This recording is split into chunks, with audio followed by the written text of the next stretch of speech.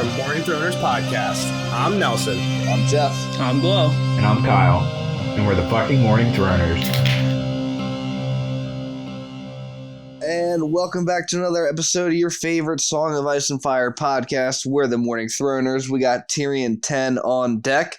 But before we jump into it, make sure you guys hit that follow button, join our Discord, the whole deal, give us a review. Glow Dog, what's happening? Sorry to all the fans out there, but the talent is going to be leaving the podcast for the majority of the recordings. Not Jeff. Glow. No, the real talent. Not Glow. the actual talent. The real talent. You're going to confuse the Discord users. Jeff's the actual talent. I'm the real talent. You're just the glue. The info You're the dump. moderator. What's the Narrator. The play-by-play. Commentator. Yeah. And Kyle's the first look guy, clearly. Jeff's the color commentator. I'm the stadium announcer. The sideline reporter that we would get down to. The ones that get replaced every year. Actually, that fits, yeah. I'm holding out hope. Discord fans, if you're going to miss him, send in a line. Yeah. Cheer him on. Let us know we don't want Glow to leave. Convince him to stay. I was kind of drunk the one night, and we were just getting like a lot of Discord chatter. And I was in my feels a little bit, was about to be like, yo, guys, thanks so much. You guys make it all worth the while. Why did you puss? I think I fell asleep. But I was in my feels a little bit. Fitting. So the chapter, right? This was one that I read a little bit ago, and I mean, I didn't remember. It wasn't memorable, I guess. Is you want my honest thing? I don't think it is very memorable. Not much. I mean, I remember the main points. I did skim through it again recently. They're fresh, don't worry. But like, I guess at that look, it helped to see, like I said, just how I actually felt about it. And it was just kind of like, I don't even remember what happened. I knew it was Tyrion. I knew he was in King's Landing. Yep. But he takes a visit to his girl, basically. I think the main point of this chapter is actually what happens before that.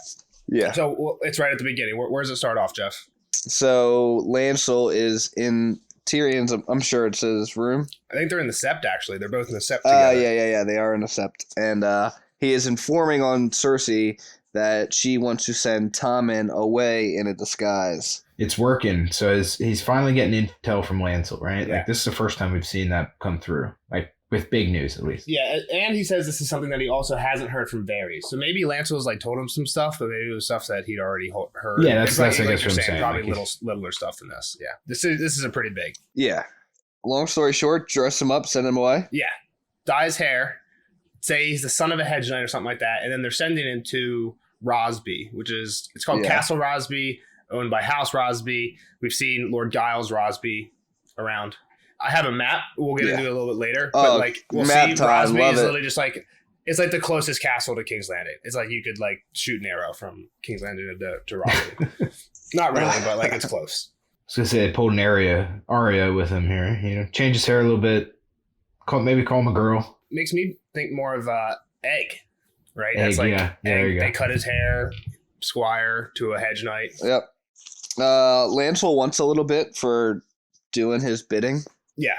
Basically, he's already asked Tyrion for this before, and he's basically like, are you going to grant me what I asked you before? He's like, maybe we'll see. And he thinks that Lancel wants a command in the next battle. Yeah, right. You're going to die. And he thinks, like, young knights think they're invincible. It's a great way to die before he finishes growing that stupid mustache or something like that. Yeah, and I think he wants him for his own information, right? He doesn't want him dead. Continue this, yeah. The role he's in. I mean, I guess he's family. Tyrion's shown care for weird family, but like distant parts family. of the family here and there, just respecting the family. So yeah, I think that's where Lancel leaves. Yeah, he lights a candle for himself at the stranger, and one at the warrior for Jaime. He's one of yours. Take care of him. Watch over my brother, you bloody bastard. Tyrion's never been religious before, but I think it's just something like you do at the church. You like, I don't know, maybe look up. Yeah, while you're there. Dip your hand in the holy water and cross yourself. Yeah, one in Rome. One in Rome. So he goes back to. I think he just skipped right ahead to his the Red Keep. Yep, back to his chambers, and it talks to when Bronn comes up. Yeah. Yep, and Tyrion has just written a letter, or is writing a letter, and he gives it to Bronn. He's like, take this to Bywater, and Bronn's like, what's it say? Tyrion tells him what it says, even though this doesn't seem to matter at all what it says. I don't know the fucking point in this letter. Just have Bronn go tell the dude. What do you mean, what's the point of this letter? It's just a little red herring. Yeah, exactly, Jeff. Yep. In case it gets intercepted or something, that's why. But what I'm saying is, like, the real plan is being traveled, like, via Bronn. So just tell Bronn and have him ride there without he a letter. does tell Bronn. That's what I'm saying. But like, why give him a? I'll tell you why. I'll tell you why. I think he wants someone to find it. He wants Cersei's like informer to like, all right, Bywater's gonna go this way. All right, but this is what we're really doing. We're going up the Rosby Road. Are you That just makes asking sense. this question to ask conversation? Because No. he's literally subverting the queen's orders to get rid of her own son to safety, and he's trying to take him himself. Hold on. I understand the plan. I'm not asking about the plan. I'm just. I think Jeff's answer is a good one, and I honestly didn't think of it. But I honestly thought like, why is he sending this letter? But I think if Jeff, what you're saying, I think like he should have at least been like, Bronn, then leave this letter out like on a table. I'm sure. in the High I'm Council sure. chamber or something like that. All right, let's just say like if you have spies that are good enough, and Bywater throws this piece of paper in the trash, like someone's gonna sift through the trash. I think for that's a this good fucking... call. I didn't think about that. All I didn't right, know but basically he's sending a trap. He's sending Bywater and some men. He tells him that what's in the letter is to take 50 men, swords. yeah, to the Rose Road, which goes south of King's Yeah. Landing. Bronn says, Stannis is more like to come up the King's Road. Yeah. And he says, I know. Fuck Tell him, that. fuck that letter. Go north and capture Tommen, essentially. Yeah. Giles ain't going to do anything. He won't fight back, but we want control of him while he's at the castle. If it comes to a fight, don't do it in front of Tommen. He's too sweet. Yeah. He's too nice. Tommen does sound a little soft, though. How old is Tommen? Is he 8 I think he's 8 by now. I think he was 7 when Bran was fighting him. in his padded suit? all right, Map time. All right, we got King's Landing here. So he says go to the Rose Road. This is what confused me. The Rose Road doesn't actually go the whole way to King's Landing. It goes to the King's Road and then goes up to King's Landing, which I guess means like go to past this fork, right? I guess that's what. Like, again, this is just a fake letter. It doesn't matter to me. Like, doesn't Where's matter. the Rose Road? Yeah, what the It's fuck you down talking here about? in the south, right from Bitter okay. Bridge, right where Rambo Oh, I would see be it coming now, yeah. from, or his army, and then it cuts through the wood here, and then meets up with the. Why would Bronn say that? Why would Bronn say that Stannis would come to King's Road? He's in fucking. He's coming from Storm's End, which is down here, right? Anything that Stannis is bringing on foot, right? Anything from Renly. It runs through King's Landing. I didn't know that. I didn't know south of King's Landing was still the King's Road. Yeah, I think this is the King's Road goes the whole way through. Gotcha. Is my guess. Yep. So, but that's what I'm saying is the Rose Road meets up with the King's Road before it gets to King's Landing. Again, small thing, doesn't really matter. But in terms of the letter, I guess anybody who does pick up on this spy wise thinks that Tyrion's sending men the whole way the fuck out here. Which Yeah. also But he they're then going says north. take them north. Yeah, Yeah, so they're like aren't they going going north. to see this fucking group of people going north out of the city? Yeah, I guess. But when he says north, look where Rosby is. That's what I'm saying. Rosby's literally right here. Like Yeah. this. Yeah, but you know how accurate this map is sometimes. Yeah, but I mean, it's just like relationship wise, it should be pretty good. Yeah, I guess what you're saying, Glow, is that King's Landing isn't this huge, right? It's just King's Landing would be a dot. Yeah, and on this Rosby actual might map. be closer to the King's Road Yeah, than yeah, what it actually shows. I gotcha. But still, I mean, like it's pretty freaking close. Yeah, yeah. So part of the reason I bring that up, and I'll put the map away now, but part of the reason I bring that up is Tyrion's going to send these men to capture him, but he wants him taken onto the castle because he thinks this is a good idea It's a good idea to protect him. to get him away from the castle in case the castle gets taken. Part of the reason I want to bring the map up is like Rosby is like right next to the castle. Like if Stannis Yeah, thinks, but I guess he won't know where he went, but like and again, does they have pictures of him? Like as long as you can like fake him a little bit, like you could change anybody. Like there's no ID card, there's no fucking No real ID. QR code on No his real on his ID. heel that they're like, oh, got your ass. I'm just saying they should have thought of this earlier and then sent Tom into like Dorne, right? Send Tom into Dorne if he's We the, if have he's the Marjorie heir. and Dorne too. Like if Marcella, you mean? Yeah, you don't want all your Fuck chickens in Marjorie. one coop, you know what I mean? But if they're going by, I think the reason You don't Tyrion's want all your thinking bees here, in one hive. yeah, I'm saying don't send Marcella and send Tommen because I think what they're saying here is that Marcella was getting married. Yeah, but I think what they're saying, Tyrion's saying here is Tommen's important because he's the heir, right? Is Marcella an heir? Is she in line of succession at all? They didn't send her if- down there to hide her. They sent her down there to make an alliance. Yeah. Yeah, all I'm saying is if you think Tommen's actually important, like heir wise, sending him to Rosby, I don't think is actually that safe. Stannis takes over. I'm learns- sure so we don't know what Cersei said. Like Jeff, Cersei you were agreeing with me. I am, but Cersei's plan might be different. Cersei's plan might be like hide in Rosby. If the castle gets taken, run to fucking Tywin. Harrenhal or Yeah, something. yeah, okay, that makes sense. So I don't. It's we know half the plan. Okay, Whatever. Tyrion starts riding with Bronn because Bronn's about to go to Bywater. Tyrion is going to his bay. Oh, doesn't he talk about like before they start riding? About like, he's gonna send Kingsguard with him. Yeah. And Bronn's like, yeah, but the Hound's going to stay near Joffrey. So, and the other ones I don't have to worry about. And who are the other ones at this point? Because remember we talked about Sir Preston died. Sir Aerys Oakheart went off the door and Jaime's captured. Is it Boris? Yeah, so we got Sir Boris Blunt, Trant? Sir Marin Trant, and Mandon Moore are the three people who are the three ones who are left besides the Hound, basically. Mm-hmm. One of those guys. And basically Bronn's like, we're not scared of them. Like, and Bronn's not one of the, like, not we, but he's like, no, trust me, like, nobody, like, they're not. Bronn doesn't think much of these guys, apparently, in terms of their fighting skills. So the Hound, you said, the Hound was the only one's like worth anything. Yeah, and I think numbers wise, Tyrion said that Cersei's going to send 12, and that I think numbers wise, Tyrion's sending 50 with Jacelyn. So like they should be ridiculously outnumbered. Why doesn't Jacqueline just be like, yo, dude, join us and we'll have 62 people instead of fighting? Because either way, they're really on the same team. Well, that's what they're doing, I think. Right? Like the idea is to just like tell Giles to stand down and then just continue on with him. Like, hey, we thwarted your plan. Now you're gonna hide him, but the Hand knows, and you're doing it for the Hand now. Yeah, exactly. Cersei. Yeah, hopefully have so many people that there is no fight. Yeah, yeah. I think if he only showed up with a dozen and he's like, dude, like stand down, then there might be a fight. This guy's not fighting. Yeah, that makes sense. So they're riding. Yep. They split. Tyrion goes by himself, kind of. I guess he's gone by himself before. Yeah, 100% by himself, which is really dumb after the last chapter. Really dumb. But there's a curfew in place, so like there's absolutely nobody on the streets. I know, but all it takes is one. It only takes somebody looking out a window and being like, "Oh, here's a little fucking midget Hand." Yeah, hit him with a rock or this potato we got in here. I will say Tyrion does say that all the windows are closed, but I know what you're saying. Yeah, it doesn't take much. The closed window doesn't mean it's not fucking blinded shut. I mean, I guess they had just like wood slates. Yeah, it was probably back before everybody had a glass window. But I mean, there's got to be somebody in an alley somewhere or something, right? Like everybody knows watching. that. Like, or someone's just watching. Like, what if Cersei was watching and be like, "All right, go fucking kill him now"? Well, he even does say he runs into gold cloaks, right? And like Tyrion should own the gold cloaks because he kind of owns Jacelyn, but he even says he thinks Jacelyn is Varys' guy. So maybe does Varys know about this? Varys already knows about what Tyrion does with Shae, so it's not a big deal. But we did skip over. He offered Jacelyn lordship, right? Yeah, he's like asking him how Lord Jacelyn sounds, and Bronn's basically like, "Hold on." He's gonna give him Rosby. Is that what's happening? I don't know if he gives him Rosby. He did. He does say, "What should the new Lord do with the old one?" Maybe that does mean he is giving him Rosby. It just says, "Don't I think kill him." the old one might not mean like necessarily like new for that castle, just like he's a newly made lord and he's an old man lord. Yeah, that's how I took it too. But I could see it going the way you guys are saying, where he just like, you're a lord now. I don't think he would. Castle because we're in a war where we're gonna have a lot of castles to give over if we like take over all the Riverlands and like we want to give away not Riverrun or something, but like a small like Blackwood house or whatever. Gotcha. Okay, it's kind of how I took it, but who knows? I could see it going either way. So he shows up at what's her name? Shae's house. We didn't say this before. Besides riding by himself, he's just like fuck the whole Shataya thing, going through the Alayaya dungeon and like then switching my clothes and coming out on a different horse. Like fuck all that. Like I'm going straight there. No one's out here.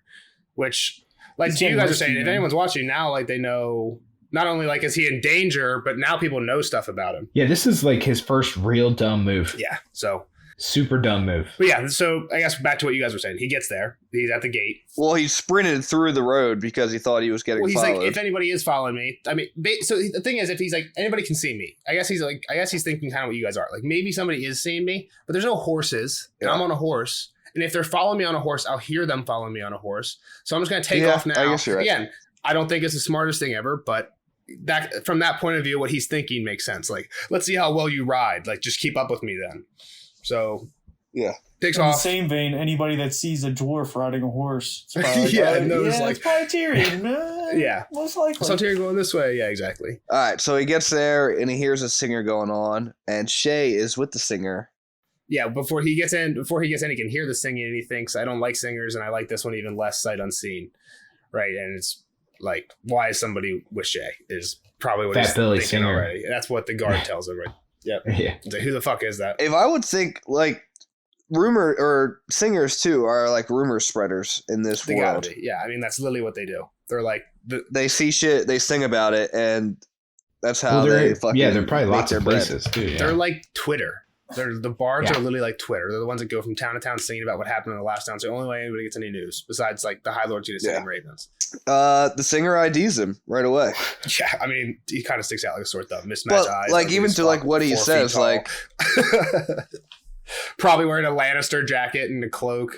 Yeah, for sure. I mean, but like he said it too. Like a wiser man would have pretended not to know me. Like 100%. Yeah, it's not a spot where you're going to be like, oh yeah, I saw Lord Tyrion at the. I mean, you probably are, but like you probably get fucked up. Like if word gets back, like the Gold Cloak's coming for your ass. In some weird house with some strange woman that nobody else knows about. Yeah, like I mean, this is This guy's probably already told his friends about this lady. He's like, dude, there's this hot ass lady who I saw at the market one time. She asked me to come back to her place and sing. Like, she lives in this crazy ass house. It's sick. Like, even if Tyrion doesn't show up, as Shay not, do you really think Shay hasn't said anything about Tyrion? Like, I don't know. Like, Shay's like 15 or 16, right? Like, she's I don't know a young girl who's in a house all day with nothing to do and nothing to talk about. And the singer shows up, like, comes up. I feel like this guy probably knew about Tyrion before Tyrion. He probably wasn't the first one either. Yeah, that's true. The singers wise, yeah. Or the only one. So is this just at Chataya's, like before he would like go down the alley, or is this like? No, it's at her house, the mansion. Gotcha. The manse. Yeah, she basically has a huge mansion in the city with walls around it, like 12-foot walls. Yeah. Okay. That's like a few blocks away from Chataya's. Another thing I think is stupid is he calls Shay his, like my sweet Shay. Why? Why is that weird? Treat her like a whore, and then like it's not like a story, but you're giving this singer like, Tyrion's the hand has this little fucking mischief or not mischief. Oh, you mean showing affection? I mean, calling her. Yeah. I see what you're saying. Yeah, he's like, of my sweet Shay. Like, so now he's connected himself to this girl. Well, and not only More that, than he just says a he's whore. like basically admits he's worried about that getting out, right? Like, yeah, you know where she dwells, where I visit alone at night. Like, you know the story now. When he literally just told him the story, pretty much is what you're saying. Like, and a lot of lords, like to my point, is like we know they just whore around, right? If we know they whore around, it's probably because like everyone knows they whore around. They probably just whore around and like don't give a fuck. Walk into the front door of a brothel, leave the front door of a brothel. Right. Tyrion has to hide this. Right, and maybe other people don't know he has to hide this. Does but he now this guy have to? knows. Does he have to hide it? He doesn't want Tywin to find out that he brought this Like whore back. they always knew that he was whoring. So like to what we're saying, like what if he just goes to this whorehouse because it's the best whorehouse? And he was like, oh nope, I really like this whore. Like I continually want to buy her. And they just make that facade that like, oh nope, he just really likes this whore. Yeah, it's weird. I don't remember exactly what Tywin commands him. I can try and go find it. But I think Tywin like walked in on those two together, and he was like, "You cannot bring this one to King's Landing." He definitely says, "Don't bring that whore." Or, like talks about Shay, but I think like Tyrion's not a. Tywin's not a fan there. Of, he's Tywin's not not a fan there. of him whoring anyway. I don't, like just in At general. all, I yeah. don't think it Who makes cares? the family look bad. Sure. Is Tywin's point. So I don't think he really cares which one it is. But he knew Tyrion probably would have brought that one anyway. Right, so he was just like, make sure you don't bring that one because that's just like a bad start. But even if he does bring her, like, what's the big deal? Like, just tell her not to marry her, and yeah, I guess whatever. Like, okay, he's gonna go fuck another whore if it wasn't Shay. But let's move on. He bangs Shay. He takes her upstairs, bangs Shay out, and then he goes out by the fountain, gets a little midnight air. Real quick, I went back in the old notes in the chapter where Tywin sends Tyrion to court. All my notes say is Tywin also tells Tyrion he can't bring the whore to court. So it was like specific about Shay. It wasn't like you can't be whoring in King's Landing. So I guess you're right about that, Jeff. I thought it was more of like a general no whores thing. Of course I'm right. Of course I'm right. Whore. In the same vein, he didn't bring her to court either. True. He did. No, that he in a manse. Yeah, she's in the city, not in court. I think this is what he meant. Yeah. Like, don't bring her to the city with but you. Tyrion's trying to play that game. He's trying to play the game Glow's talking about. Like, I didn't cross this line. Yeah. You said not to court. Varys comes in, brings bad news. Tyrion calls him a bad omen, like a raven. I've told you guys this before, right? Solitary raven means good luck ahead, but a group of ravens means trouble ahead. This isn't good Just luck. so you guys know. Yeah, because a group of ravens is a murder, right? It's murder of crows. murder of crows. It's an unkindness of ravens. But I've in this said show, they before. say Yeah, we've talked about dark wings, dark words when a raven shows up because they assume normally news is bad. Like most news is bad news, right? Just like when you watch the news, most news is bad news. So you never like getting Very ravens. true. I think that's what Tyrion's saying. He's like, you're as bad as a raven showing up and just like telling me that like my uncle died from Castle Rock or something like that. Basically. I was just saying, like old thoughts Gotcha. too. Group of ravens is trouble ahead. Then he goes, wait a second. How'd you know that it was him. Oh yeah, we jumped ahead a little bit. And yeah, you did say that? No, we jumped ahead a little bit. You're right. This is a little bit before. This is right when Varys. Well, shows up. then he asks Shay pretty much. He's like, "How'd you know this was Varys? I didn't even know it was fucking Varys. It just looked like some poor dude." And Varys is surprised. He like blinks at Shay like when she's like, "Oh, Varys is here." He like looks at her like, "What? How the fuck did you know who I was?" Is at least how I got reading that line about Varys. It's still him, only dressed different. What does Varys do? Reads Varys' reaction though, right? Like he's surprised. Begging brother blinked at her, astonished. Yeah. I mean, what the fuck? Like head back, like yeah. To be sure, how is it you knew him when I did not? It's still him, only dressed different. Didn't she say him. Like? Only dressed hold on, different. this is what her explanation is. And most women, maybe, but not whores. A whore learns to see the man, not his garb, or she turns up dead in an alley. Yep. What the fuck does that mean? You gotta What do you mean? know. What does that mean? I think she can tell who somebody, like, you learn to look beyond the outward appearance and you can see who the murderers are. You learn who the bad people are pretty quick. Otherwise, you're dead. Yeah, you don't get in anyone's car. You know what I mean? You learn how to spot them. Yeah, you gotta be smart. She's getting banged out by anybody. Jeez. She did. She's taking coin and getting banged out. Sex work is an absolutely okay occupation, Jeff. The oldest profession. If Shataya tells her, "Hey, go in this room," is she gonna say no? No, Shataya would probably kill her. Let's not get into this argument. Continue. Sir Penrose is dead. That's the bad news. Yes, from Storm's End. Yeah. Well, how'd he die? He fell. He fell, or somebody pushed him. Or... Well, so when she shows up, Tyrion's like, "Shay, go get us some wine." When she's gone, Varys says Penrose died. Shay comes back. Tyrion takes one sip, throws the wine at the fucking wall. It splatters everywhere. And then he's like, "How'd he die?" And Varys like, "You probably shouldn't like send Shay away again. Like we want to talk about this in private." And he's like, "Okay, I'll meet you later." And he's like, "Okay, I'll be in the stables. Let me say goodbye to Shay." Shay, a lady might be afraid, but I'm not. Like, fuck out of here. It's men talking. I feel like she's stronger than that, right? Like she's lived by herself here. She's some shit. held her own with Tyrion. Yeah, for a while. I'm not saying she's weak. I'm not saying she's weak, but like, girl, like this isn't your conversation. I think I agree with Jeff. Like, I think Tyrion keeps her out of like most of what he does. Like, I don't like she doesn't quite understand like the gravity of what this means. Like, of what like they're in trouble. Yeah, like, Stannis like has nowhere else to go. Like, yeah, she doesn't know like what the war. Does she know who Penrose is? Does she know like anything about the war? We know the map better than she does, right? Like, she doesn't know what this means. So she was a foreigner too, though. I'm serious. Like, that's kind of where I think she is. I think there is a little bit of ignorance on her side, but I think she might have a little more sense to her than Jeff's giving her credit for. But I'm not saying she's stupid. I'm not saying she's stupid. I'm saying you have no business. You said listening. the men are talking. It's a figure of speech. It's been said. It's not a figure of speech. The grown-ups are talking. The grown-ups are talking might be a better way to say it. So Tyrion's like, yeah, I mean, let's definitely get Shay out of this. And he's like, Varys, meet me in the stables. Or Varys, go on ahead. I'm going to ride back with you. Shay, let me say goodbye to Shay. Varys is like, all right, I'll meet you in the stables. It's all good. And then Tyrion's like, uh-oh, you're not safe here. Yeah, and then he develops a plan real quick, right? He's going to get her into the keep, be a cook. Or down in the kitchen. She's not going to be a cook. It seems like he might have thought about this already, but she's definitely not a fan of this plan. He says, the Red Keep has sufficient cooks, butchers, and bakers, too. You'd need to pose as a scullion, which I assume is like cleaning pots and getting shit. Busboy. Yeah. Yeah. She's the busboy. Pot girl is what she... A pot girl?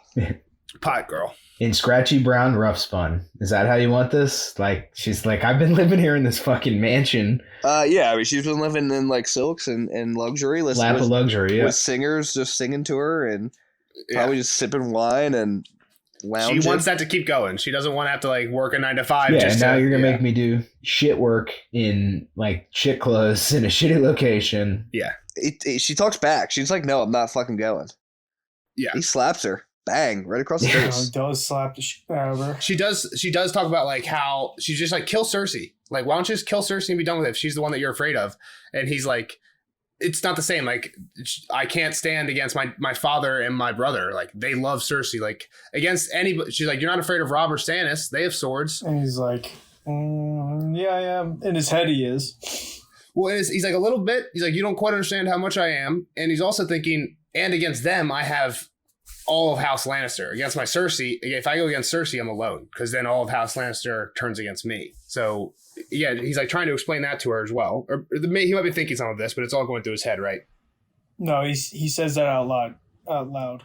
Against them, I have all the power of House Lannister. Against Jaime or my father, I have no more than a twisted back and a pair of stunted legs. He says that out loud.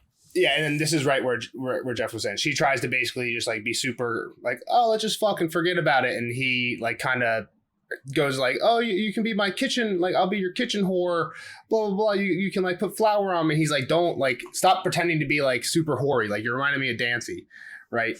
And I think that's when she's like, don't be a pussy, stand up to your dad, and bam, he slaps her. She backs off from the slap pretty quick, like, oh, I'm sorry, like I didn't mean to displease you. I never meant it. Couldn't you just give me more guards? And then I never meant to be impudent. He's like, look, all this luxury can be replaced, but your life can't. Like someone's gonna find you and kill you.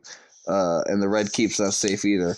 Then she gets to feel a little bit sentimental about her father, and she was his father's kitchen wench. Yeah, again, I think we're jumping around a little bit. It doesn't really matter. Like some of this is before the slap. It's not a huge deal, but yeah. So she basically what she says about her dad is like, I ran away because my dad made me his. Basically, is doing the exact same thing you're doing. And he's like, wait a minute, you told me this story before, and you said you ran away because your dad made you a whore, not because like put you in the kitchens. And he's like, it's because he did both. Like I didn't like his cocking me any more than I like scouring his pots, which I kind of think is exactly what you guys were saying earlier. Like she's living this cushy life. She's like, I just don't want to work. Like I'll let you fuck me, but just don't fuck me and make me work at the same time, which is exactly what my dad was doing. So I think that's basically where she's at. Yeah. They get in the slap, and then after he slaps her, he's like, oh my God, I feel like Cersei. What the fuck did I just do? Yeah. And he basically tells her this whole story. We've heard it once before. Kyle, did you remember this completely? Yeah. But I was gonna say he's been warming up his slapping hand here on Joffrey lately. So like I think he is quick to be slapping. Tyrion's pimp hand strong out there. It's just a reflex. He's been revving that bitch up. He wanted to unleash it. Yeah. He says he didn't hit her too hard, but hard enough. He said. Yeah. But yeah, no, I did remember the story with all Tywin, the horror with Jaime, and the whole story of him marrying her. And he had told Bronn before in the first book, and I reread the old quote, and I don't think there's anything new in this one, so I don't think we really have to read it. He's just basically recovering the old thing. But the gist is, there's a whore, shows up. He thought he was in love, married her. Didn't realize she was a whore. Yeah, then she realizes she's a whore. Gave everybody in the barracks, let him bang her for money, and he went last. Yeah. That's what it comes down to. Ooh. Yep. Thanks. Didn't he admit to like he liked it though? Like he asked her to marry him. Yeah. No. After like when he had to bang her last, like no, he still got hard for it. He still got hard and like he says my cock betrayed me or something like that. Yeah. Again, when he's talking to Shay here, like some of it's like out loud, some of it's in his head. So I don't know if he actually tells her that, but like, because he's like, I loved a whore, and like my dad made me like everybody fuck her. Like, so again, some of it's in his head. So I'm not exactly sure everything he said, but basically he told her too much, and he kind of starts thinking about it like right afterwards. Why did he tell her too much? Just because he's embarrassed about it, or just because like if he loves her, whatever. Well, like. Again, Shay's a whore who's like their whole kind of game is play on these guys. It's his whore though. It's his whore for like a year now. Yeah, but the whole point is like make him fall for you, and he's kind of like giving up his weakness. He's like, hey, I have a big weakness for whores. Is like kind of what the story is. Yeah. But I think But to your point, Jeff, he like earlier he was telling her like, remember the fucking riot. Like they smashed this guy's head in. Like this guy got his fucking like they got destroyed. Like these people got fucked up. Like. Not just killed, like died in horrible ways. What would they do if they got a hold of the Hand's lady? And she's even like the Hand's whore, which is like, now he's like, this is what happens to my whores, right? So I think to the point of trying to convince Shay it's dangerous here, this kind of does the job, right? But again, I on the other side, like what I said before that, I think it's probably not the best thing to I have this big weakness. All right, so he gets the Varys now. Yeah, he basically he feels bad about it, kisses her on this where he slapped her earlier, says basically like we were saying, regrets it and gets to Varys. They get saddled up. He tells him he wants to get her out and that he's got his plan for the kitchens, and I think Varys has a plan, possibly another plan. Because if she was in the kitchen, she'd be like, why the fuck are you here? Like, where did you come from? Who are you? Blah, blah. She'd be under scrutiny and just a lot of questions in the kitchens. Well, and how would she get to Tyrion as well as the other side of it, too? She'd have no reason to be around him ever. It's also true. Yeah. Which I guess, I don't know. the answer Varys has for that question later seems like it could work just as well for the kitchen thing, but maybe not. But again, like I think there's more eyes. It's harder to sneak out when there's like you're sleeping in a room with 20 people than when you're sleeping in a room with. I guess if you're right. like, so Varys' plan is the server to Lady Tanda. Did she die or she got raped 100 times in the Ride of King's Landing? Lady, I Lady thought that Tanda's was daughter, Lawless. Yeah, Lawless. Not the server simple. though. What happened to the server? The servant's been stealing jewels. This is also an interesting thing to note about Varys. Varys knows she's been stealing jewels and hasn't told anyone about it. But now he's just like he holds information till it's useful, right? Like he could have told Lady Tanda immediately. Who knows how long he's been sitting on this information, right? Yeah. I think that's a really like interesting thing about Varys that kind of comes out here. So that basically he's like, hey, I know this thing. She's been stealing jewels. If I told Tanda, we could get a new servant in there, right? He might have been waiting until he had like a new spy ready to place here, right? So who knows what Varys was up to with this, but basically that's how Varys is like, yeah, we can, instead of being in the kitchens with like a ton of people, she'll be in a room with this simple girl. Like basically that's it. Who's not going to ask any questions where she came from. Like just come in, like get her hot water. You won't have to scrub pots. Yeah. You won't have to get your hands dirty. You won't have to, you can wear nice clothes, occasionally some jewelry. Nicer clothes. Yeah. Nicer than the kitchen. Yeah. So that's basically Varys' plan. And Tyrion's like, I don't hate the idea. Upgrade from the kitchens for sure. Does he give it a go ahead, or he definitely says he likes it, but does he give it an official go ahead? Well, this is also where he finds out that there's a secret chamber to his secret access to his bedroom. Right. That's how like, what the fuck? Like you knew there was a secret chamber? Yeah. So we kind of you're gonna show me these chambers. Exactly. Like we hinted at earlier, like the problem of getting Shay actually to Tyrion, because he's in the Tower of the Hand, which is like seems to be like its own individual tower just for him. No one else lives there except for maybe his guards. How are you going to get Shay in there? Varys basically says, "Oh, don't worry. There's like a secret passageway in there." He says Shathaya's isn't the only one. Yeah. And like you said, Tyrion's basically, like Jeff said, Tyrion's basically like, think of them as our secrets now, Varys. He's like, Varys, like, don't let me spill all my secrets. Think of them as our secrets. Yeah, he doesn't tell him right away. Tell me about Courtney Penrose. What's going on there? What happened? Yep. Said he threw himself from the tower. Why the fuck would he throw himself? Yeah, Tyrion doesn't buy it.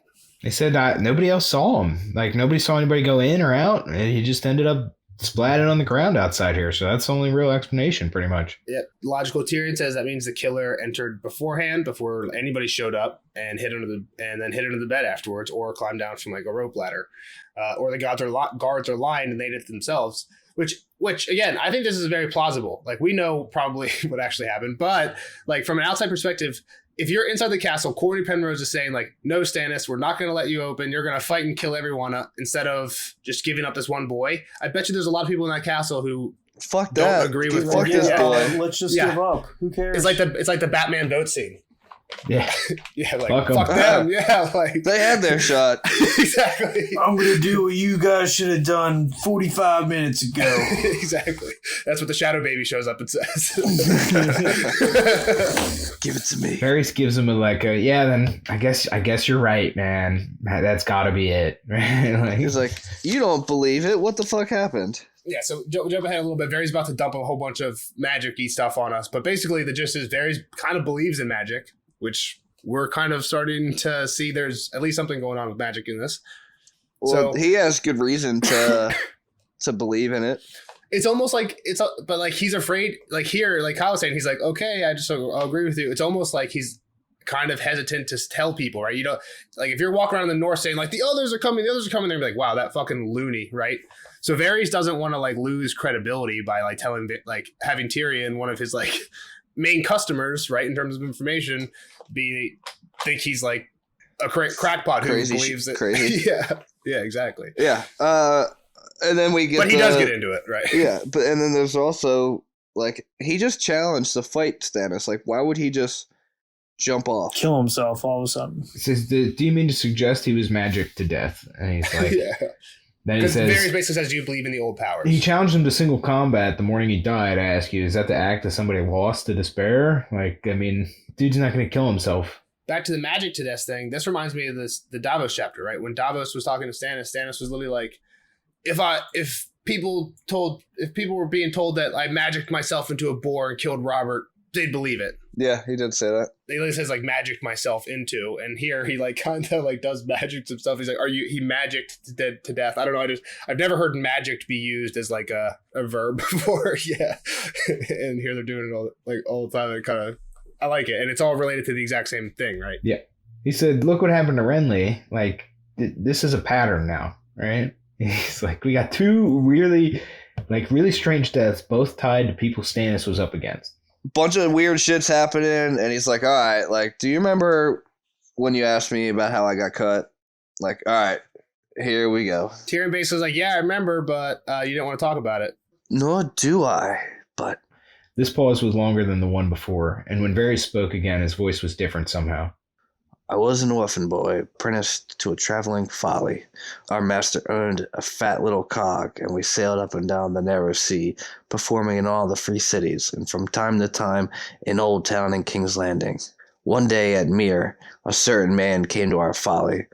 After the performance, he made an offer for me that my master found too tempting to refuse. I was in terror. I feared the man meant to use me as I had heard men use small boys, but in truth, the only part of me he had need of was my manhood. He gave me a potion that made me powerless to move or speak, yet did nothing to dull my senses. With a long hooked blade, he sliced me root and stem, chanting all the while.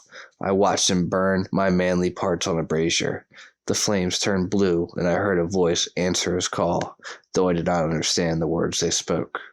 The mummers had sailed by the time he was done with me. Once I had served his purpose, the man had no further interest in me, so he put me out. When I asked him what I should do now, he answered that he supposed I should die. To spite him, I resolved to live. I begged, I stole, and I sold what parts of my body still remained to me. Soon I was as good a thief as any in Mere, and when I was older, I learned that often the contents of a man's letters are more valuable than the contents of his purse. Yet I still dream of that night, my lord. Not of that sorcerer, nor his blade, nor even the way my manhood shriveled as it burned. I dream of the voice from the flames. Was it a god, a demon, some conjurer's trick? I could not tell you, and I know all the tricks. All I can say for a certainty is that he called it, and it answered. And since that day I have hated magic and all those who practice it. If Lord Stannis is one such, I mean to see him dead. Yeah. So, Kyle, what do you think about this? Do you think Varys is being truthful with Tyrion, and what do you think? Like, I didn't realize it was twigs and berries, man. That's a bad root and stem, dude. Yeah. Root and stem. So bad end balls. Yeah, no thanks. I feel like we've had castration-related discussions way too many times. We don't need it. So, yeah, I mean, like, Varys finally has, like, an enemy that he's, like, talking about killing.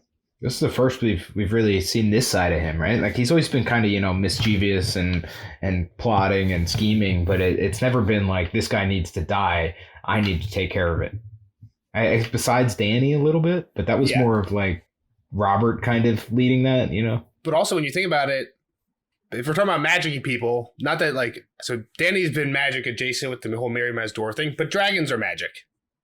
Dragons themselves for sure. are magical. So like, even, like, and again, like what you're saying, Kyle, Varys Since is after her. First off, let's start there. I mean, they're not. Look around. They're not. There's no dragons around, so they're not in our world. They're in a fantasy world. Ergo, magic.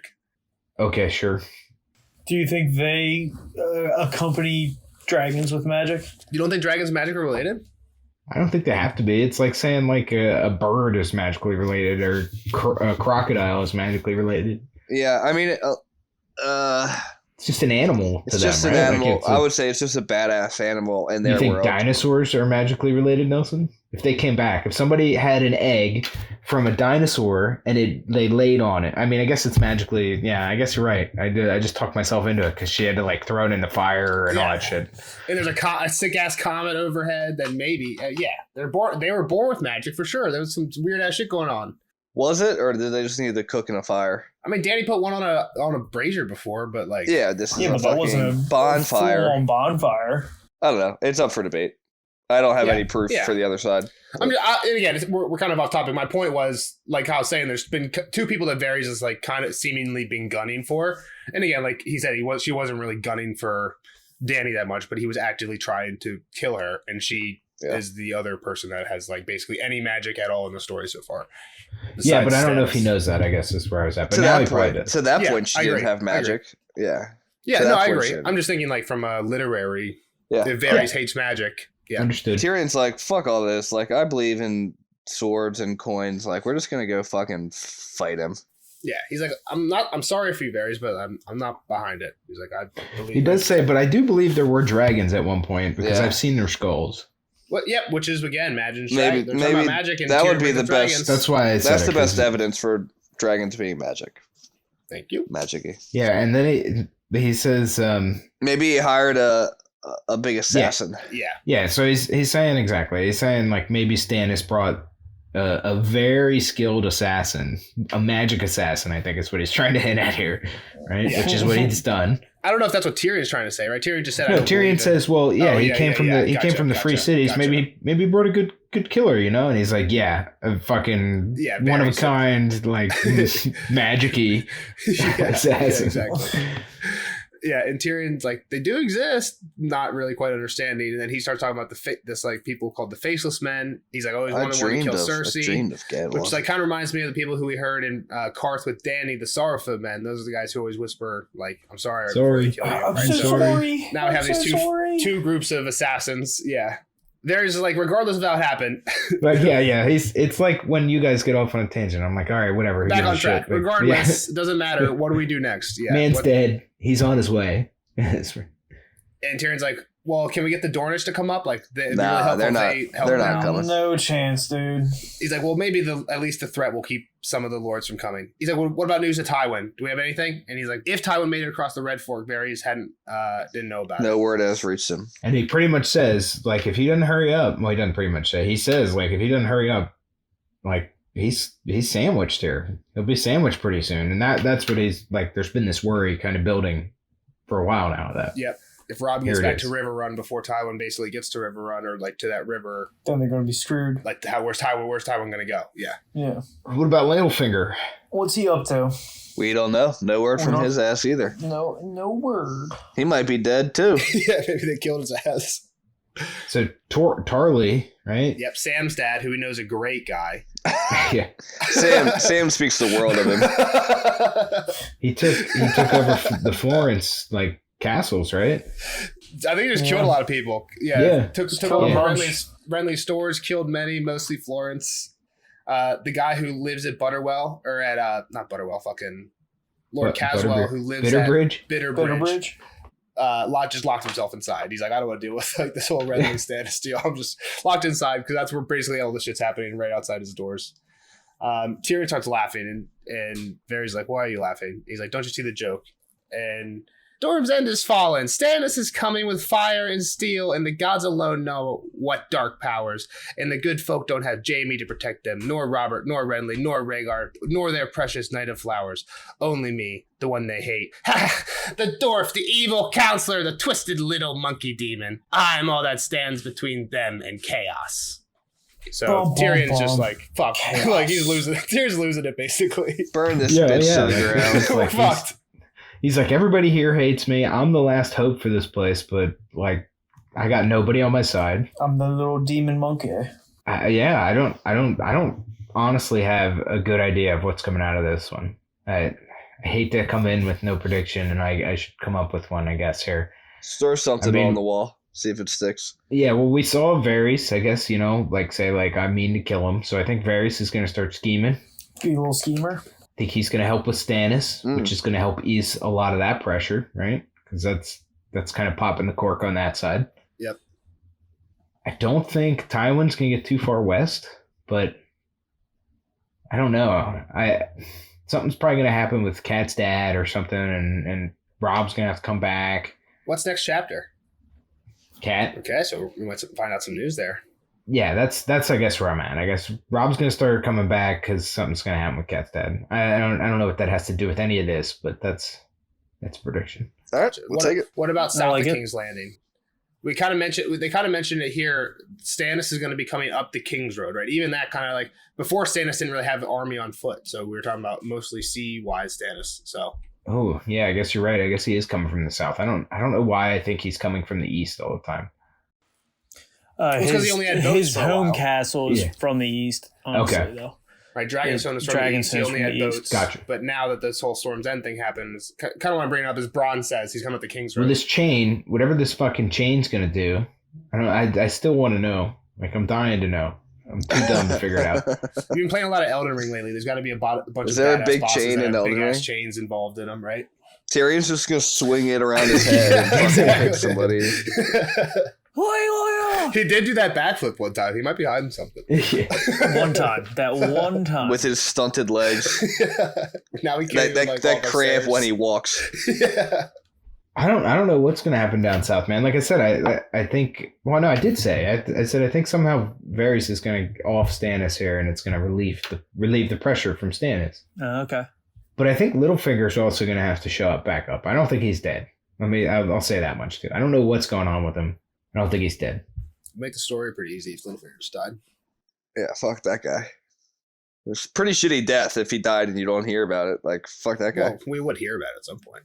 I don't know. People just like keep wondering where Littlefinger is at Bitterbridge for like the next 5 books. All right, we're lingering. Bye, Kyle. We just don't want to say goodbye to Glow for the last time. We still have a spoiler section with him, but Kyle doesn't. Are we? I'm still just thinking he's just lying to us. He'll definitely be back for a Jon chapter or two. Glow can't stay away from him. Yeah, Jon's the best one.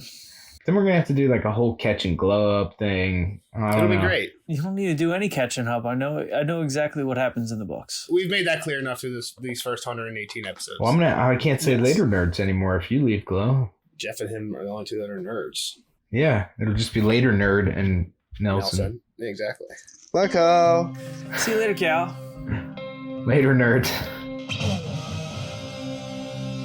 Spoiler alert! Spoiler alert!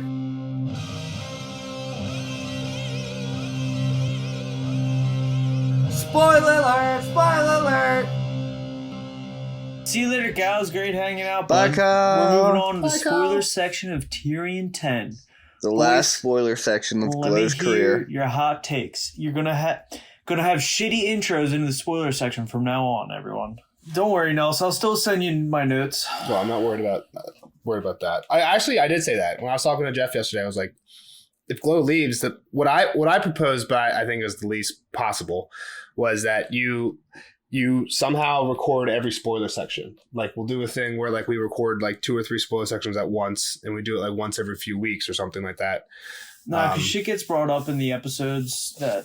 Yeah, so it wouldn't work. But the reason I was saying that to Jeff is I was like, Jeff, you never bring anything to the spoiler sections.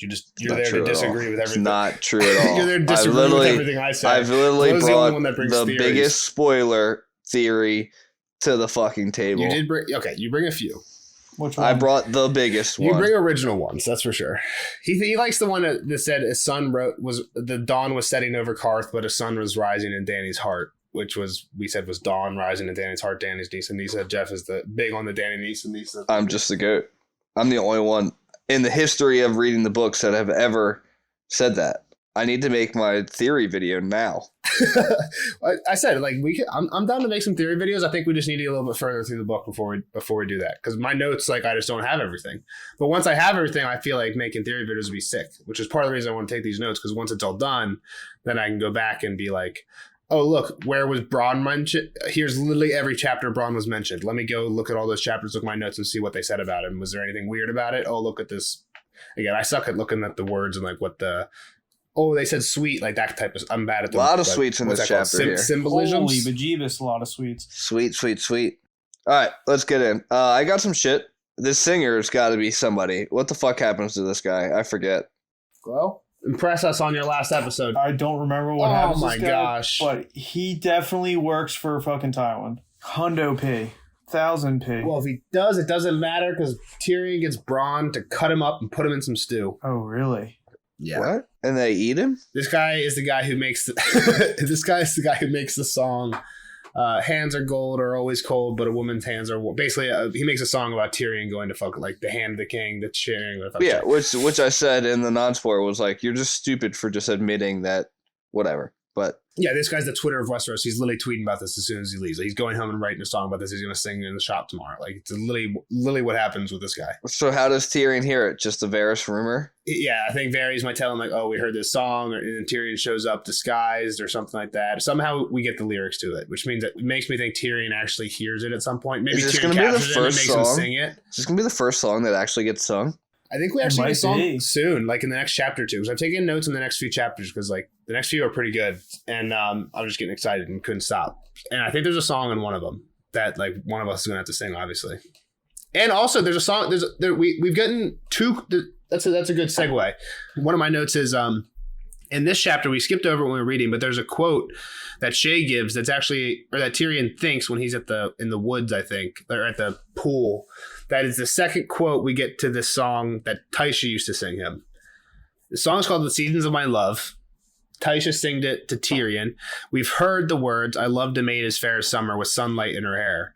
And I think when Tyrion turns around and sees Shay, like when he's sitting at the pool and she's there with Varys, he thinks, "I loved a maid as white as winter with moon glow in her hair," because there's a half moon out tonight. Also helps places in the timeline, even though I don't know if anybody else has seen a moon recently. And timeline doesn't matter. Timeline totally matters. All right. Yeah, I don't know shit about that song. I think we do eventually get the one for autumn.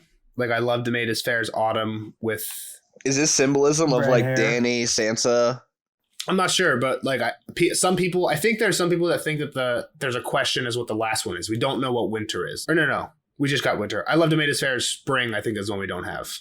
And people think that somehow that means something because like we don't know, like that's like what's the last book called? "A Dream of Spring," right? That's kind of what I'm saying. Like that's kind of towards the ending, which is why that verse for whatever reason means something.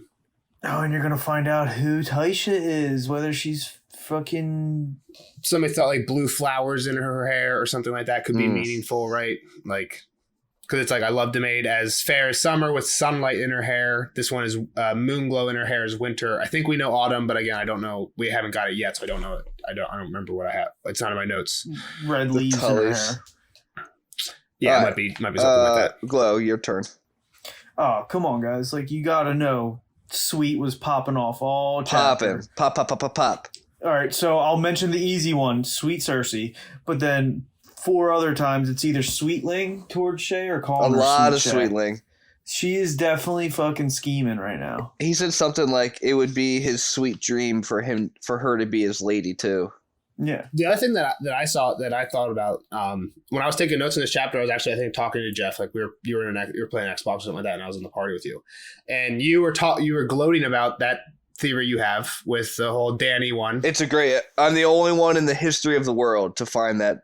I did Google that quote, and I didn't see. Nothing popped up immediately. Only one in the history of A Song of Ice and Fire to nail that quote.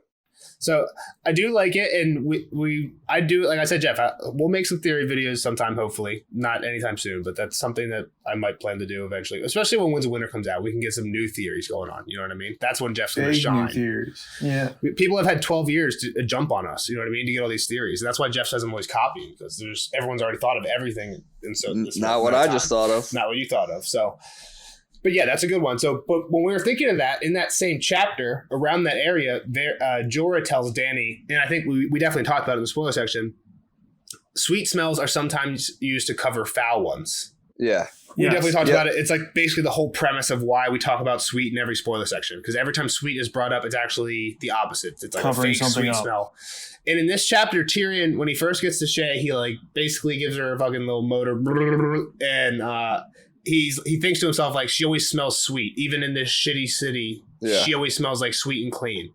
Then when he's at the pool, he's like, a whiff of something rotten turned his head. And the first thing he sees is Shay. Varys is actually what's stinking, but the first thing he sees is Shay, which is kind of like the whole, like, sweet smells cover foul ones. Varys shows up here, foul as shit, and drops a whole bunch of truth bombs on Tyrion, right? He gives him the truth about his life, gives him the truth about Courtney Penrose, the actual truth that no one is going to believe, not even Tyrion believes, that he was magic to death, right? That is the truth. Magic to death? Tyrion, Varys shows up all stinky, Shay shows up all fucking sweet, and we know where Shay ends up. Shay ends up fucking being the nail in Tyrion's coffin, basically. Let me just Being say a this little while bitch. we're there. She acts super sus in this whole chapter. So I was reading this chapter. So I feel like the show taints your view of Shay. When you read the books after having seen the show, you feel like there's a connection there. You feel like they actually have feelings for each other.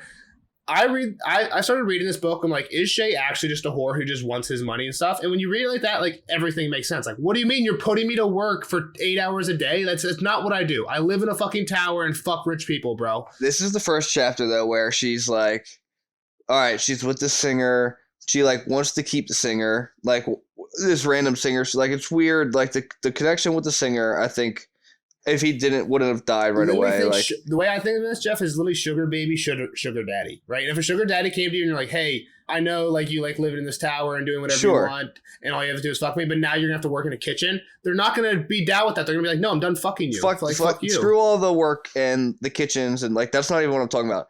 The biggest two things I'm saying that were super suspect of her. She spotted Varys. Like, I don't believe this whole whore can tell a face thing. Okay. That was kind of weird. She's got something going on.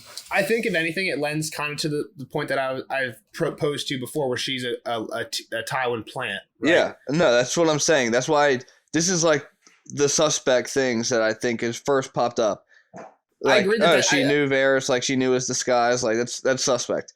You be I'm going to play the Jeff for your Nelson here. You're posing the theory. I'm playing counter. I think there is a little bit to what she's saying, though. Like, a whore probably should have a better judge of character than most people because they're in a dangerous profession. They're putting their life in somebody else's hands. They're getting naked in front of somebody who they've never met before, right? That's risky. Sure, but they really don't have do they really have a choice at the end of the day? Like, I don't. What do you mean? She could scour. It seems like she could scour kitchen pots for a living if she wants. She doesn't mind this job, right? She prefers this job to other things. Right. All right. I'm saying like a guy goes into the house and he's like, all right, I want her.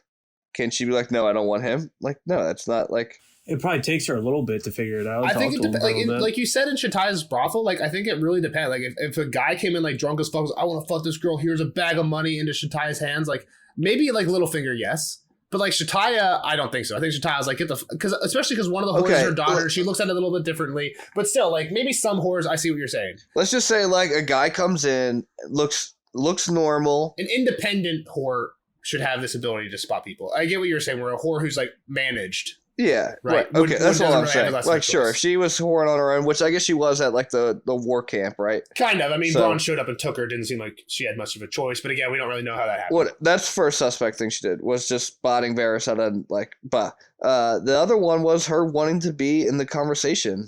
Yeah, she wants to know more info. She wants like to drop why? Like what? Like she never ever expressed any interest in the dealings of the realm. True. She hasn't been prodding, right? Which I think is probably a good. If you're a spy, it's probably good to know how to not prod but still get information. She's not right. That's what I'm saying. Like I think this is like her first.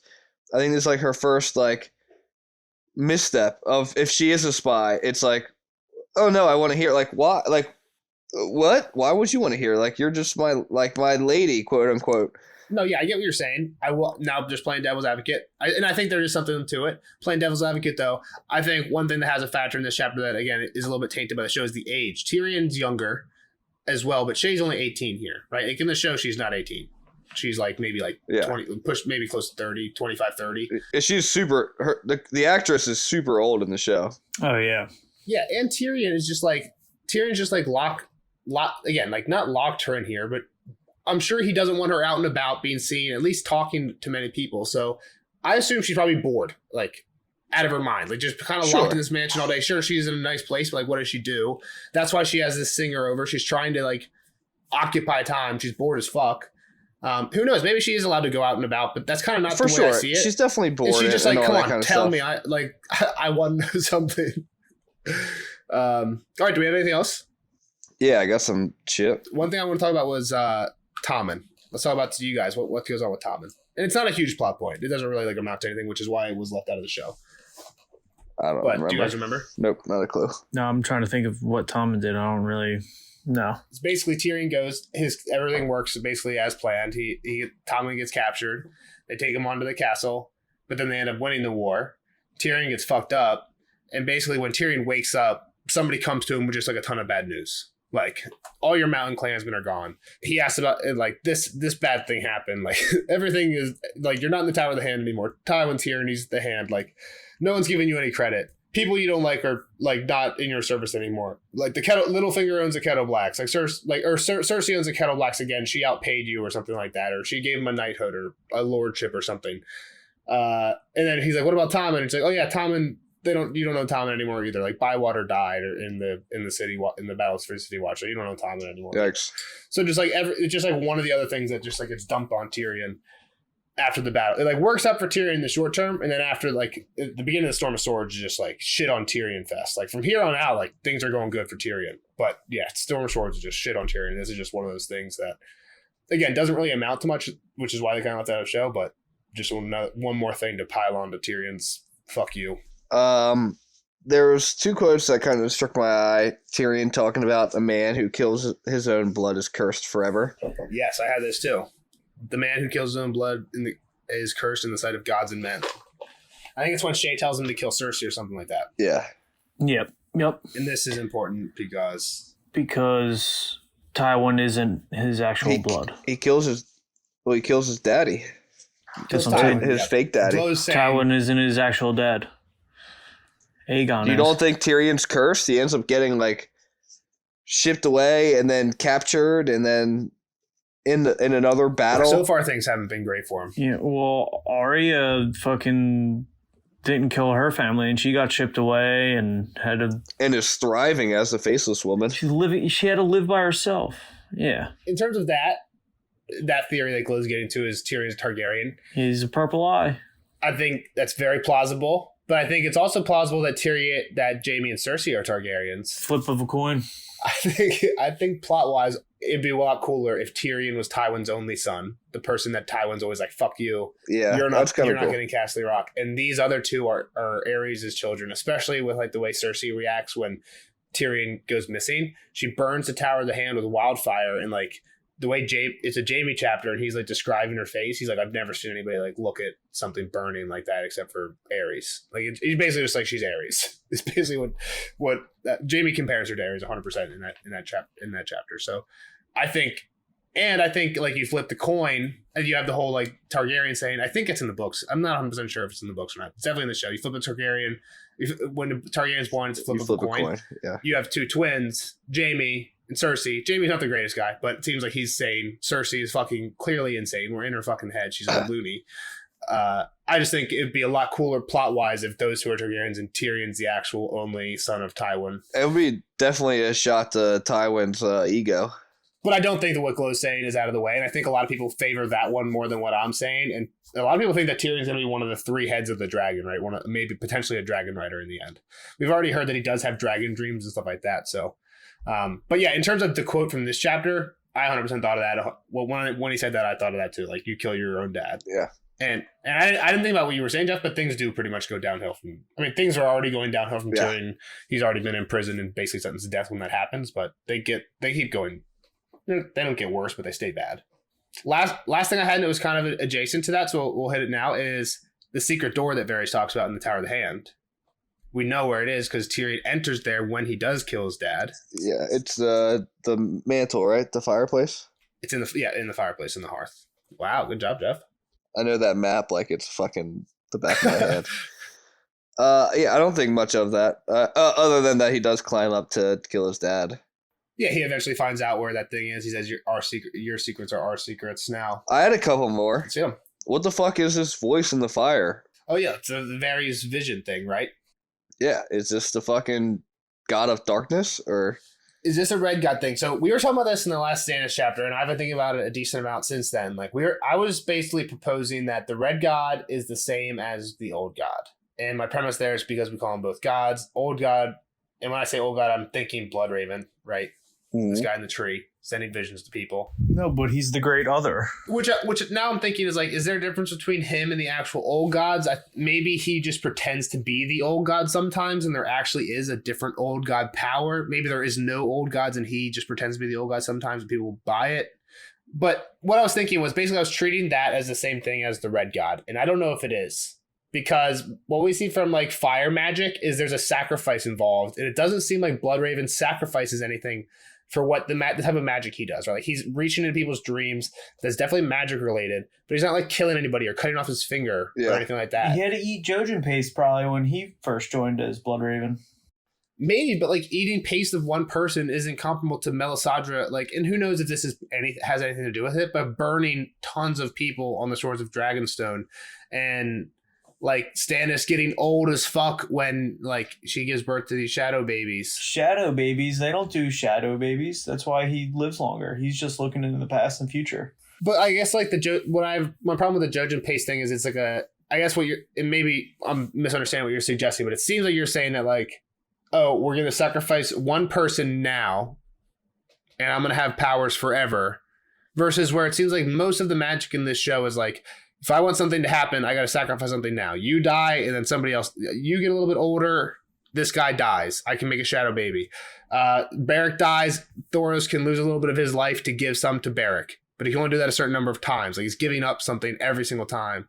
It's not like Thoros has power. I will combat this with saying that warging would potentially be magical, correct? Giving yourself up. So exactly, and Bran doesn't sacrifice anybody. Yeah, he's not sacrificing anybody to do it. Neither is Hodor's mental capacity. Varamir Sixskins. Exactly. So I'm kind of what my point here is. I'm kind of trying to retract maybe a little bit. I still think it's interesting to think about, but I'm retracting on the being like as hard into it that there is somebody that's behind the Red God stuff as there is somebody behind the I think they're different old people. God stuff. I think the Red God might be more just magic. Like there is nobody, there's no like mastermind, puppet master like Jeff hates. It's literally just magic. Like no one is sending visions in the flames. I don't know. Because like Melisandre having, and I got to reread the Melisandre chapter. I'm going to reread the Melisandre chapter before the next podcast, just because like there's too many questions that I need answers to that I don't remember.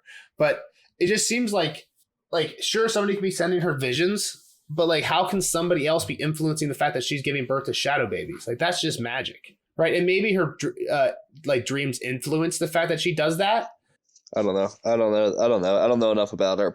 I want to say that they're separate entities, whatever they are. Yeah. I was going to say maybe her dreams influence that, but then there's still magic going on. But then I thought about like the old gods parallel and like, sure, maybe Bran's dreams influence what Bran does, but then Bran still has war magic going on. All right. I have one more thing. It's more or less probably nothing, but could turn into like a hypothetical question, which might be a little bit fun. He says he dreamed of hiring a faceless man. Yeah. Yes. We know that people can affect dreams, right? Yeah. So someone was implying him to go hire an assassin to kill somebody, or to kill Cersei, right?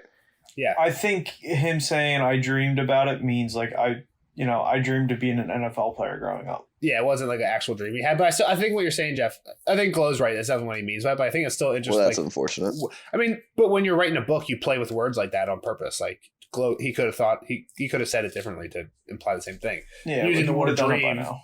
I got you, but using the word dream, I think it is interesting. Again, I don't think there's too much behind it, but I forgot he said that it was Cersei. I was like, who the fuck would he? Or I guess like who would have fucked with him in his dream? Who would have made him have the dream to kill Cersei with a faceless man?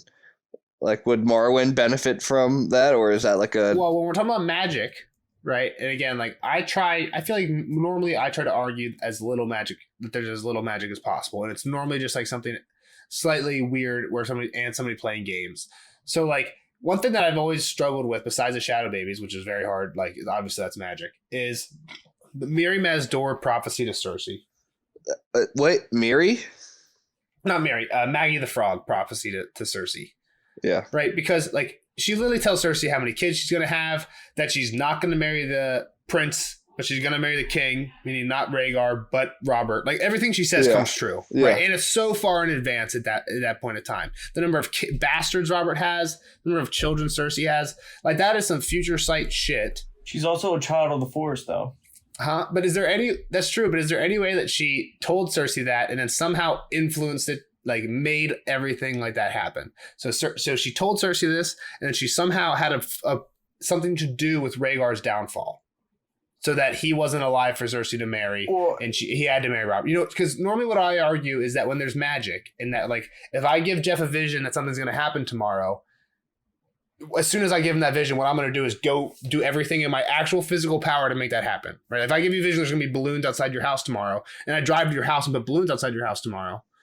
Right? You're going to go out there and be like, holy shit, I get these visions that are real. Right? Now it's me doing everything. Right? But like now you think you see the future. So I agree with you, Nelson. But I think potentially she knows who Bloodraven is at this point. She's probably working with him. Bloodraven can see into the future. He sees a future that he wants to get, and that all is involved in it. So she knows some tidbits like, this is what he's working towards. This is what's most likely going to happen. Yeah, I think what I'm suggesting is ridiculously far-fetched for Maggie the Frog, right? Like, how is Maggie the Frog going to make sure that Robert has 16 bastards? Like, she's just going to go out and, like, every time Robert's, like, drunk, she, like, brings a whore to his, like, a bed until they're 16, and then she gives him like how is she gonna like, you know, like it just doesn't make sense that she could somehow predict that. He banged a lot more than 16 times of exactly. So like, how do you predict that and then influence that to happen? So I'm not suggesting that in this case, but it seems like that could be like somewhat interesting for what you're saying in this chapter. Who would have thought with Tyrion's dream? So like maybe if Miri the Mag's door, like Glow saying, is in league with Bloodraven, the frog. You're fucking Maggie the Frog, not Miri the Mag's door. Maggie the Frog is in league with Bloodraven, like Glow's saying. Can she give Cersei this prophecy, and then maybe one of the things she does to try and make Robert have 16 bastards and make all these things happen, make Cersei, one of the things she says is Cersei's children, 3 golden crowns, golden shrouds, Valonqar, your brother's going to kill you. Yeah. Right? Yeah. Maybe she gives Cersei this prophecy that says Bloodraven starts sending visions to Tyrion about killing Cersei because I just told her it was going to happen, so you basically got to make it happen now. Yeah, no. Again, I think this is ridiculously far-fetched, but Jeff said let's get hypothetical, and I'm trying to become more Jeff-like and create some original theories. Yeah. That's my original theories. There's no magic to Miriam Door. Fucking Jesus Christ. Maggie the Frog. She's just working with Bloodraven, and Bloodraven's been sending messages to Robert about who to bang and impregnate. Or Bloodraven already saw the future. That's what I think it is. Bloodraven just knows what. Why can't? Yeah. So look, you're saying it's just like Marvel, where Doctor Strange sees a bunch of futures and basically says we got to follow these steps to make this one happen. Yeah. I don't know about that. I just think he's like Bran. Like Bran learns it and then sees what the fuck's going on. I think it's super boring if there's only one future though, and it's like a deterministic world. I think like you should be able to affect change. That's what I'm saying. That Bloodraven has a future, or knows what future will happen if certain events happen. So yeah. Jeff's never seen Marvel. He's trying to facilitate. I'll take that. Yeah. I know. Doctor Strange sees like a million of the Avengers futures, and he's like, "We got to do this bad thing in order to get." I don't even know. We got to do this bad. Basically, says we got to do this bad thing now. I'm not going to say what it is, but we got to do this bad thing now. That seems like a really bad move because if we do this, it's the first step that leads to the one of the only good futures. So like. Yeah, I think that's what Glow's saying. And if there is a like way to read the future, I really hope it's that. Because if it's a deterministic where like nobody's choices matter, like they're gonna if nobody's choices matter, then the story doesn't matter. So I don't think. Yeah, but that's how some time travel things work, right? Just like set in stone, you can't change anything. Yeah, but no good time travel story would have been that way. Yeah, exactly. Agreed. All right, we don't got anything. Well, Glow. We ain't got anything else? Do you have anything you want to say for your last... Well, I don't have anything else. Jeff, do you have anything before we I'm good. Say goodbye to Glow? Glow, do you have anything you want to say for your last spoiler section ever? Thank you to all the fans. Appreciate you guys dealing with me and dealing with Nelson all the time, Jeff. Is the God. You got some big shoes to fill going for the real talent now. I will say before Glow leaves to you, we do appreciate you. I should tell Jeff and Kyle as well, but I appreciate all you guys. We don't get any money for this. These guys... I have an obsession with Game of Thrones. As you can tell, they... enjoy Game of Thrones. We feed into your obsession, and I've convinced them to do this with me. So I do appreciate the time that you guys put into it. I know, like sometimes Glow has basketball going on, and we get him to come home early and podcast without showering, so it's not easy all the time. And I do appreciate both of you guys. I'll say this: I talk to you all the time because we play Xbox, but for not seeing Glow all that much, like we definitely talk to Glow a lot more. So I will miss. Do you know what, guys? That just means you got to FaceTime and text more. Well, we say that. I tried FaceTiming you guys more, and you guys just never FaceTime me again. You've never FaceTimed in your life. All right. Glow's last sign-off. Give us the words. Bye, Glowsif. Hear me roar, boys. Hear me roar. The night is dark, and it's taking over. I'm sorry, guys. I don't want to cry. And we will never see his like again. And his watch is ended. And my watch has ended. All right, we'll see you guys in the next chapter. We'll see Glow hopefully in a future bonus episode where Glow pops back in for one. But until then, have a good one. Thanks for listening.